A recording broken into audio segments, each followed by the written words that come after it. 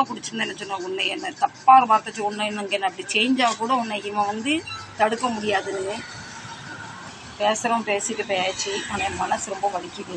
கொஞ்சம் ரிக்வெஸ்ட் பண்ணி பேசியிருந்தா கூட நான் வந்து அந்த விட்டுருப்பேன். நான் அந்த பணத்தை நான் இந்த பசங்களுக்கு ஒரு நாளைக்கு 100 ரூபாய்க்கும் வாங்குவேன், 50 ரூபாய்க்கும் வாங்குவேன், ஏன் 10 ரூபாய் 20 ரூபாய்க்கும் வாங்குவேன். இப்போ பணம் தரமோ அப்போ தான் கேட்கணும். நீ எப்படி என்ன 4 பேர் முன்ன பணம் கேட்கலான்னு பிரச்சனை பண்ணி அந்த நேரமும் இவரை அடிச்சு விட்டது எனக்கு ரொம்ப கஷ்டமாக போச்சு. Back to Bhavani lifestyle. சின்ன சின்ன வியாபாரிலாம் அடுத்தவங்களுக்குலாம் வந்து ஒரு கிள்ளு ஆகிப்போச்சு. இன்னைக்கு அதை பற்றி தான் பேச வந்திருக்கேன். ஒரு வருத்த வேதனையோட பேச வந்திருக்கேன். அக்கம் பக்கம் சொந்த பந்தத்தை சொல்கிறத விட உங்கள்கிட்ட சொன்னால் எனக்கு ரொம்ப ஒரு ஆறுதலாக இருக்கும். நிறைய பேர் நல்ல கமெண்ட் பண்ணுறீங்க, நல்லா தைரியம் தரீங்க. அக்கம் பக்கத்தில் சொன்னால் அப்படியான்னு சொல்லிட்டு நம்ம முன்ன கேட்டுட்டு பின்னாடி போய் இப்போ நம்மளை இழிவுபடுத்தி பேசுகிறாங்க. அதனால் அக்கம் பக்கமும் சொந்த பந்தத்துக்கு யார்கிட்ட எதுவும் சொல்ல வேண்டாம்னு முடிவு பண்ணிட்டேன். நமக்கு நல்லது வந்தாலும் நமக்கு தான், கெட்டது வந்தாலும் நமக்கு தான். நல்லது வரும்போது எப்படி நம்ம ஹாப்பியாக இருக்குமோ, கெட்டது வரும்போது அந்த நேரம் தைரியமாக நிற்கணும்னு நான் முடிவு பண்ணிட்டேன். கடையில் மிகப்பெரிய ஒரு தப்பையும் பாவம் பண்ணிட்டேன். அதே மனச்சாட்சி உறுத்துது. அது எனக்கு குற்ற உணர்ச்சியாக இருக்குது. அதில் வேணும்னு பண்ணலை. அது ஒரு பெரிய ரீசன். அதை உங்கள்கிட்ட சொன்னால் கொஞ்சம் மனபாரம் குறைய மாதிரி இருக்கும்.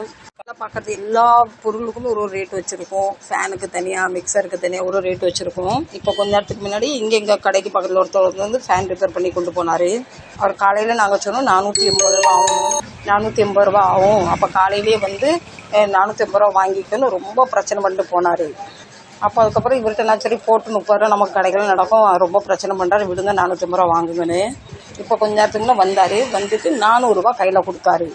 நான் அப்படி போர்டெல்லாம் எழுதி போட்டிருக்கேன். 1 மாதம் வாரண்ட்டி, 480 ரூபா. அப்புறம் பிரச்சனை பண்ணாலும் 30 ரூபா காலையில் குறைச்சாச்சு. இப்போ 400 ரூபா கையில் கொடுத்தாரு. அப்போ இவர் சொன்னார், ஏற்கனவே 30 ரூபா குறைச்சிட்டு போனேன், ஒன்று 50 ரூபா தா அப்படின்னு சொல்கிறாரு. என்னது நீ எங்கள் ஏரியாவில் கடை போட்டிருக்க, நாங்கள் சொல்கிறபடி தான் செய்யணும், இல்லை நான் பார்த்துக்கோ, அதை செஞ்சிடும் இதை செஞ்சிடும் அப்படின்னு. இவர் உடனே ரொம்ப அமைதியாகிட்டார் அந்த இடத்துல. இப்போ நான் சொன்னேன், நாங்கள் வாடகை கொடுத்து இருக்கிறோம், கரண்ட் பில் நாங்கள் கட்டுறோம், நான் ஏன் உங்களுக்கு பயப்படணும், எது இருந்தாலும் நாங்கள் கடைக்காரண்ட பேசிப்போம் அப்படின்னு சொல்லி எனக்கும் அவருக்கும் கொஞ்சம் வாக்குவாதம் வந்துட்டு, அவர் என்ன ஒரு பொம்பளைன்னு பார்க்காத அளவுக்கு ஒரு மாதிரி நீ வான்னு பேச ஆரம்பிச்சிட்டாரு. நானுமே நம்ம வயசில் மூத்தவங்க பேசிட்டு போட்டோம் அப்படின்னு சொல்கிறார். வேணும்னா எடுத்துகிட்டு போ அப்படின்னு சொன்னார். நான் டக்குன்னு என்ன பண்ணிட்டேன், அந்த 400 ரூபா தூக்கி அவர் மேலே எரிஞ்சிட்டேன். அது ரொம்ப தப்பு. எனக்கு ரொம்ப குற்ற உணர்ச்சியாக இருக்குது. நான் இந்த 50 ரூபா தான் எங்களுக்கு லாபம், ஏற்கனவே 30 ரூபா குறைச்சிட்டு போயிட்டேன். இப்போ இதில் 400 ரூபாய் எங்களுக்கு நான் எங்கள் கையிலேருந்து போட்டு ஜாமான் வாங்குற மாதிரி இருக்கும். நான் மொத்தம் 450 ரூபா தானே. எனக்கு ஒரு சின்ன வாக்குவாதம் வந்துட்டு, ஒரு தொழில் பண்ணுறது தினம் உசுரை பணையம் வைக்கிற மாதிரி இருக்குது. பெரிய மார்ஜின்கிறதா ஒன்றும் பிரச்சனை இல்லை. நாங்களே 30 ரூபா 40 ரூபா லாபம் வச்சு தான் நாங்கள் வியாபாரம் பார்த்துக்கிட்டு இருக்கோம். எல்லாம் பார்க்கறது இல்லைன்னு என்ன ஒரு மாதிரி பேசிட்டு, வேணுமா அந்த 400 ரூபாய் எடு, இல்லைன்னா பார்த்துக்கோ அப்படின்னு ஒரு மாதிரி பேசணும்னு நான் அந்த 400 ரூபாய் எடுத்து என்ன செஞ்சு அவர் மேலே எழுதிட்டேன். ரொம்ப எனக்கு கஷ்டமாக இருக்குது. நான் இடையில ஆரம்பத்தில் நான் வீட்டில் கோவம் வந்தாலுமே சாப்பாடெல்லாம் தூக்கி எரிஞ்சிருவேன். அதுக்காக நான் ஒரு வயிற்று சாப்பாடுக்குமே கொஞ்ச காலமாக நான் கஷ்டப்பட்டேன். நான் கடவுள்கிட்ட மன்னிப்பு கேட்டேன், மகாலட்சுமி தாயை நான் மன்னிச்சிருந்த தப்பு இனிமேல் பண்ண மாட்டேன்னு. ஆனால் மீண்டும் நான் மன்னிப்பை கேட்டுட்டு இன்றைக்கி அந்த பணத்தை எடுத்து அவர் மேலே எழுதுது. நான் கடவுள்கிட்ட மன்னிப்பு கேட்டுட்டு மீண்டும் இன்றைக்கி அந்த தப்பு பண்ணது ரொம்ப கஷ்டமாக இருக்குது. அப்போ தான் கொஞ்ச நேரத்துக்கு முன்னே சாமி கும்பிட்டேன். சாயங்காலம் நேரத்தில் அந்த பணத்தை எடுத்து எரிஞ்சது எனக்கு ரொம்ப கஷ்டமாகிட்டு. நான் அந்த தப்பு செஞ்சுருக்கக்கூடாது. ஆனால் அந்த ஆள் பேசுனது அப்படி, வேணும்னா எடு இல்லைனா ஒரு மாதிரி பேசினார். அந்த ஆள் ரொம்ப பிடிச்சிருந்தாரு, ரொம்ப தப்பாக பேசினார். நான் இவர்கிட்ட எப்பவும் சொல்லியிருக்கேன், நான் ஒரு கஸ்டமரை ஹேண்டில் பண்ணுறேன், நீ நடுவில் வரக்கூடாது, நீ ஒரு கஸ்டமரை ஹேண்டில் பண்ணுற, நான் நடுவில் வரமாட்டேன், ஏற்கனவே இப்படி சொல்லி வச்சுருக்கேன். அதனால் இன்றைக்கி மகராசன் வாயை திறக்கலை. ஏன்னா இவரும் அவங்க கூட சேர்ந்து எனக்கு எவ்வளோப்படுத்துவார். எனக்கு இன்னும் ஒரு குற்ற உணர்ச்சியாக இருக்குது. நான் கடவுள்கிட்ட மன்னிப்பு கேட்டிருந்தேன், நீ கோவம் வந்தால் நான் சாப்பாடு எரிய மாட்டேன், நான் பட்ட கஷ்டம் போதும் அப்படின்னு நான் மன்னிப்பு கேட்டிருந்தேன். ஆனால் இன்றைக்கி அவர் ஒரு வார்த்தை என்னை தப்பாக சொன்னார். எனக்கு ரொம்ப ஒரு மன வருத்தமாக இருக்குது. இன்றைக்கும் நானும் வசதி வாய்ப்பு பட்டிருந்தா இப்படி மார்க்கெட்டில் இறங்கி எனக்கு வேலை பார்க்கணும் அவசியம் இல்லை. சில குடும்ப சூழ்நிலைக்காக தான் நிறைய பெண்கள் வெளியே நம்ம வேலைக்கு போகிறோம். அந்த இடத்துல நம்ம கேட்ட பணத்தை அவங்க கொடுத்துட்டா நமக்கு பிரச்சனை இல்லை. நம்மளை ஏதோ நம்ம தெருவில் உட்காந்து வியாபாரம் பண்ணுற மாதிரி நம்மளை யூஸ் பண்ணிவிட்டு தூர போட்டு வேணா எடுத்துக்கோ இல்லைன்னா போ அந்த அளவுக்கு அவர் பேசிட்டாரு. ரொம்ப மனசு கஷ்டமாக இருக்குது. அது மாதிரி தயவு செஞ்சு நீங்கள் என்ன ஃபாலோ பண்ணுறவங்க, நீங்கள் எங்கே போகிறீங்கன்னா காலையில் நீங்கள் ஒரு ரேட் பேசியிருப்பீங்க, அந்த ரேட்டை பணத்தை கொடுத்துட்டு வந்துடுங்க. இல்லை வீணாக ஒரு பொம்பளை இழிவுத்தனமாக யாரும் பேச வேண்டாம். அந்த ஆளே என்னை பேசிட்டு அவமானப்படுத்திட்டு போயிட்டாரு. ஏன்னா எல்லாரும் கடவுள் மேலே இருக்கவர் பார்ப்பாரு. அவர் என்னை பேசினார். அவங்க வீட்லேயும் பொம்பளை பிள்ளைங்க இருப்பாங்க, பொம்பளைங்க இருப்பாங்க, அவங்கள அடுத்தவங்களும் பேசிட்டு போட்டோம்.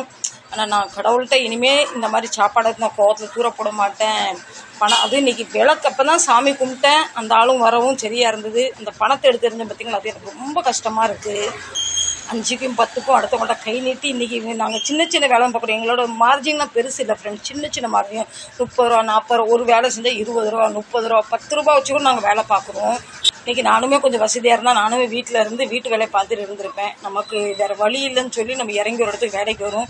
ஆனால் சில ஆண்கள் வந்து அந்த பெண்களை இழிவாக பேசி அவங்க உயரணும்னு நினைக்கும் போது கூட அவங்கள அப்படியே இழிவுபடுத்துகிறாங்க. அது ரொம்ப கஷ்டமாக இருக்குது எனக்கு. நான் இன்றைக்கி அந்த பணத்தை தூக்கி தூர போட்டது அந்த தாய் லக்ஷ்மி என்னை மன்னிப்பால தெரியல, ரொம்ப மன வருத்தமாக இருக்குது. இதை நான் செஞ்சே தப்பாக கரெக்டானு கண்டிப்பாக கமெண்ட் பண்ணி சொல்லுங்கள். பெரிய பெரிய மால்லாம் போகிறோம், சொல்கிற 1000 2000 கொடுத்து பொருளை வாங்கிடுவோம். இந்த மாதிரி சின்ன சின்ன வியாபாரிகிட்ட போய் தயவு செஞ்சு 5க்கும் 10க்கும் வாதாடாதீங்க. யாரும் மனசு அந்தளவு வலிக்குது. இந்த ஆள் ரொம்ப என்ன அவ்வளோ அசிங்கமாக தப்பாக பேசியுமே இவர் பதில் கேட்கல. ஏன் பதில் கேட்கலன்னா நமக்கு இங்கே தொழில் பண்ண வந்திருக்கோம். டக்குன்னு அவனுங்க கையை வாங்கிட்டாங்கன்னா நமக்கு சரிப்படாது. அந்த நேரத்தில் இவர் அமைதியாக இருந்தது எனக்கு அது பெட்டர்னு தெரிஞ்சது. நானே பேசி நான் 50 ரூபா விடலை, நான் வாங்கிட்டேன். இவர் எப்படின்னா வீட்டில் பொறுத்து போக மாட்டார், வீட்டில் உள்ளவங்கள்ட்ட பொறுத்து போக மாட்டார், வெளி உள்ளவங்கள பொறுப்பார். இவர் பயங்கரமாக பயப்படுவார். பார்க்க தான் உருவம் எப்படி இருக்கு, பயங்கரமாக பயப்படுவார். நான் வந்து திருடவும் இல்லை, பொய்யும் சொல்லலை. எங்கள் நியாயமான நாங்கள் என்ன ரேட் பேசணும் அந்த பணத்தை கொடுத்து தான் வாதாடுனேன். எவ்வளோ பிடிச்சிருந்தேன்னு சொன்ன உன்னை என்ன தப்பாக வார்த்தை உன்னை இங்கே அப்படி சேஞ்சாக கூட உன்னை இவன் வந்து தடுக்க முடியாதுன்னு பேசுகிறோம். பேசிட்டு போயாச்சு. ஆனால் என் மனசு ரொம்ப வலிக்குது. கொஞ்சம் ரிக்வெஸ்ட் பண்ணி பேசியிருந்தா கூட நான் வந்து அந்த விட்டுருப்பேன். நான் அந்த பணத்தை நான் இந்த பசங்களுக்கு ஒரு நாளைக்கு 100 ரூபாய்க்கும் வாங்குவேன், 50 ரூபாய்க்கும் வாங்குவேன், ஏன் 10 ரூபாய் 20 ரூபாய்க்கும் வாங்குவேன். பெரிய கஸ்டமர் வருவாங்க, இப்போ இல்லை நான் அப்புறமா தரேன், என் கையில் இவ்வளோ தான் இருக்குது அப்படி சொல்கிறவங்க இருக்காங்க. சொல்லாரு ஏன் ஏரியாவில் ஏன் ஊரில் கடை போட்டிருக்கேன், நாங்கள் என்ன சொல்கிறோம் அதாவது செய்யணும், இல்லை கடையை அடித்து உடச்சிடுவோன்னு சொல்கிறாரு. கொடுக்குற பணத்தை வாங்கி இல்லைன்னா உங்களை காணாமல் ஆகிரும்னு சொல்கிறாரு. ஒருத்தங்கிட்ட அப்படி தான் ஒருத்தன் கேஸ் வேலையை செஞ்சுட்டு பணம் அப்புறமா தரேன்னு சொன்னால் 3 மாதம் ஆகி தரல. இவர் போய் கேட்டதுக்கு அடிச்சு விட்டுட்டான். அன்னைக்குமே நான் போராடி வாதாடி ரொம்ப பிரச்சனையாச்சு. எப்போ பணம் தரமோ அப்போ தான் கேட்கணும். நீ எப்படி என்ன 4 பேர் முன்ன பணம் கேட்கலான்னு பிரச்சனை பண்ணி அந்த நேரமும் இவர் அடிச்சு விட்டது எனக்கு ரொம்ப கஷ்டமாக போச்சு.